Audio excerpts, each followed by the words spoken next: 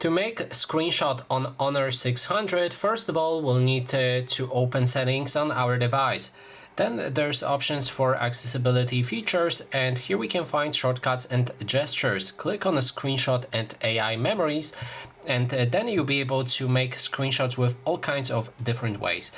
So first is the gesture screenshots. You can use your knuckle like this, knock twice on the screen to capture that screenshot. Just make sure that it's enabled right here if you want to use it. Then there's partial screenshot. You can knock once and then start drawing around the screen, and that way you'll be able to capture a specific area of the screen that you've drawn on. Then there's scroll shot, which allows you to capture full screen. And then we have also last option, which is 3 fingers screenshot. You can swipe 3 fingers from top side of the screen to also capture it. Just make sure that it's selected to screenshot right here.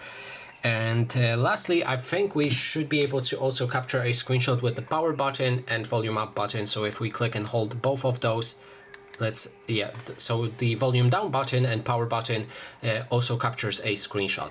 And that is basically everything. Thanks so much for watching.